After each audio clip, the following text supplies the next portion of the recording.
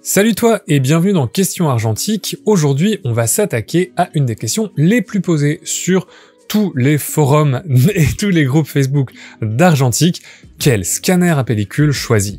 On va tenter de faire bref. D'abord, il faut savoir qu'il y a deux types de scanners. Le scanner à plat, qui est multiformat, qui scannera à la fois des documents, des négatifs 35 mm et moyen format, éventuellement des Polaroid.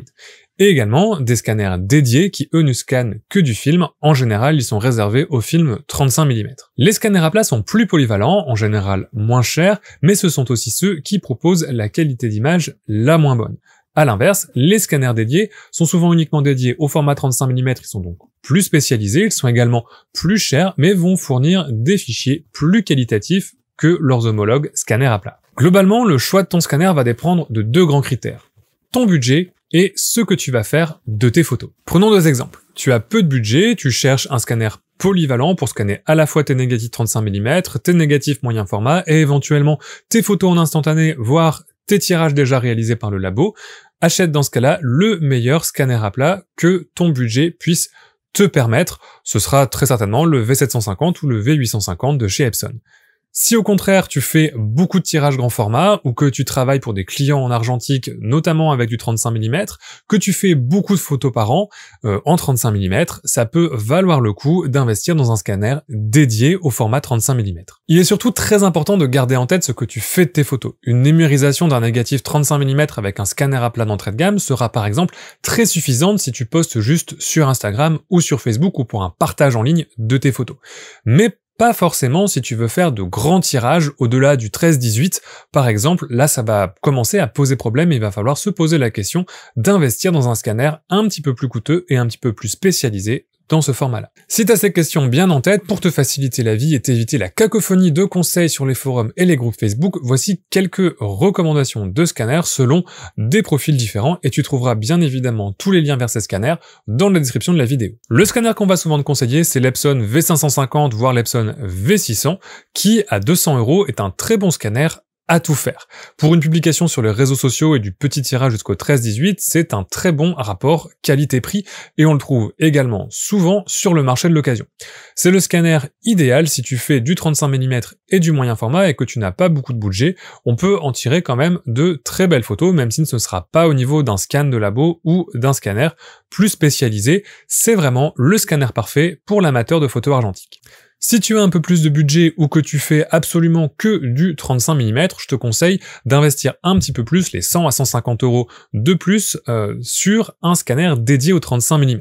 Dans cette gamme-là, tu vas trouver par exemple le Plustek 7200i, le Plustek 8200i ou encore le Reflecta Crystalcan 7200. Ces trois scanners sont donc des scanners dédiés au 35 mm et ils ne peuvent pas scanner de moyen format ou de documents.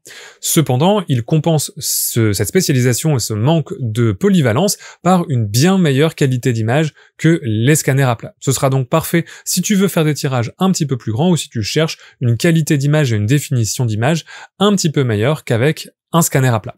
Par contre, si tu veux scanner des négatifs moyen format ou des documents, il te faudra investir dans un deuxième scanner. Enfin, si tu as vraiment beaucoup de budget, pourquoi ne pas t'offrir le Reflecta RPS 10 M.